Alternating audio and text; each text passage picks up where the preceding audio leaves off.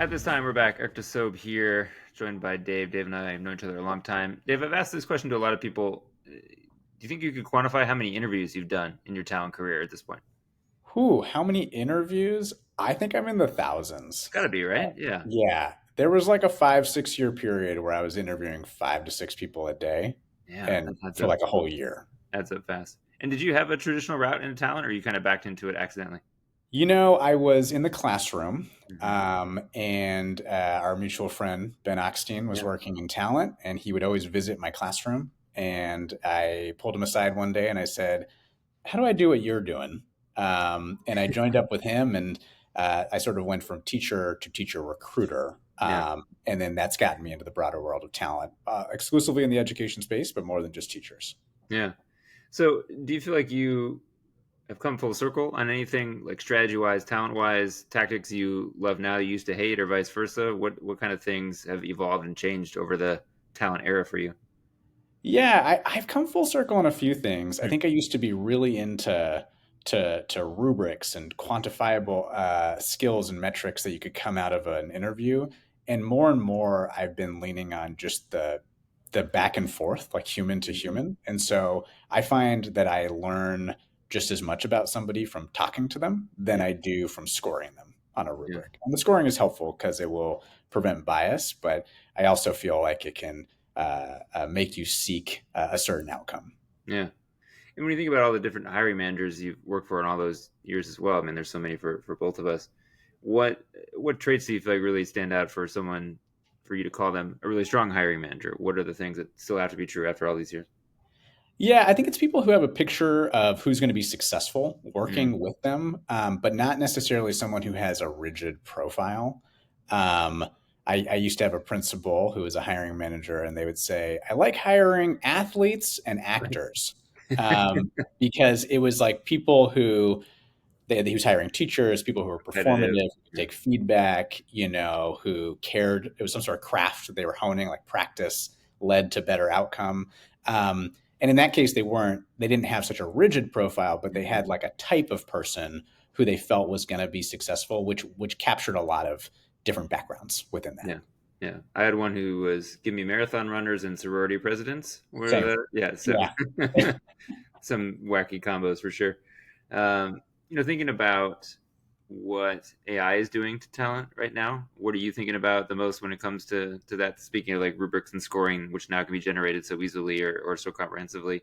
Yeah, what has been top of mind for you as AI becomes more and more part of our world? Yeah, it's funny you asked that because I think there's a bunch of articles out there about all these people who went into computer coding are now finding their jobs being Yeah, replaced, and all the people who majored in communications and people would tease them about it are now the most sought after sure. folks. And so I actually think what it does is it removes some of the tedium from Mm, recruitment. Recruitment can be, for the people who are scientific about it, can be a lot of spreadsheets, can be a lot of strategic follow up. But it's a lot of like tasks where AI might be able to take that off your plate, and you can say, hey, what I can really focus on is the people part, and not is my email going to the right person at the right time. hmm Do people in your life, like personally, see you as a job advice guru? Do they ask you a lot of advice, especially now with the job market being so strange and kind of funky? Do you get a lot of questions? And if so, what questions do you hear most often?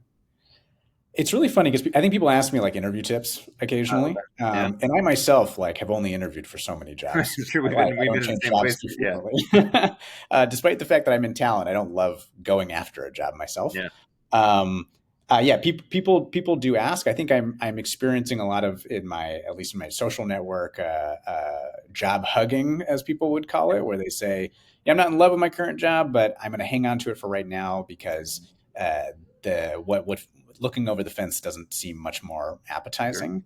Um, but I would say people come to me for kind of two things. One is for like, can you read my resume and give me some tips before I walk in the door?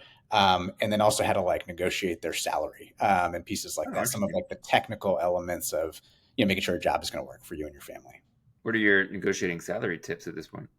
Well, I think one is to find out if it's even negotiable, Okay. because I think people can feel people think negotiations are about winning and losing, and the problem is that the person on the other end is like collecting information about you as well, and you're gonna have to work with that person. And Yeah. so I think part of it is my recommendation is often to come in with curiosity to say, hey, how is this salary or figure determined? Is this something that is negotiable for you? How does this compare? What does my future look like? And then you're coming in with questions. You're collecting information that you can compare to your other offers if you have them, and then bring that back to them in the interest of transparency and candor. I think where people fail on that is they say, "This is my number, take it or leave it," and someone might say, "Okay, I'll leave it," Yeah. I don't know if this is the type of person I want to be working with who is coming in with ultimatums. So I think leading with curiosity into those conversations usually softens what can feel more confrontational. How do you view LinkedIn these days? What do you use it for? How do you use it? Interestingly, I use it for probably its original intent, which is finding networks of people. Okay. And so I do a lot of like friend making on LinkedIn and less actual recruitment on Yeah. LinkedIn. I think in a lot of the work that I do now, it's small circles of people. So sometimes finding like a social sponsor in a way can be helpful. So the world I'm living in right now is special education, and I have found a lot of like retired special education directors who've been willing to let me like pick their brain, connect me with other people. And that has been less about trying to hire somebody than expanding my professional network. So in a funny way, I'm probably using it for its original intent, as opposed to the job seeking stuff that I used to do when trying to recruit more directly. Yeah. Well, give folks a scoop now about what you do and who you're trying to find and who you're trying to hire. Yeah, good question. So when I joined up with Scoot, I led our California team, Mm. and then we took a more intentional step into special education, and that's what I'm doing now. And so what I essentially do is I help schools, admin teams, special education departments mostly navigate the fun world of staffing, anything from a paraprofessional for the day to specialists for the year, and so kind of merging the like Scoot Education flexible staffing that we have been known for on the substitute side with people who are a little bit more trained, Mm. vetted, and equipped for working with special populations. And it's been a huge learning curve for me, but super rewarding, and it's just a very fascinating field and world. And it's made me really realize I know a lot of people in my life who are like, I fell in love with special education, and having spent a couple of years doing this now, I'm like, oh, I totally get it. I can see why Mm. people are so passionate about this subject. Yeah.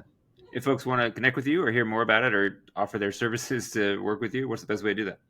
Best way to do it is to email me. It's Oh, dave.b@scoot.education or find me on LinkedIn. I'm always excited to talk with people about shop or even just like help them navigate their challenges, especially as they're thinking about, wanting to make sure they have enough staff to be able to do the thing that they're best equipped to do, which is why we're all here in education staffing is because education is hard work and it's hard to do it when you don't have enough people.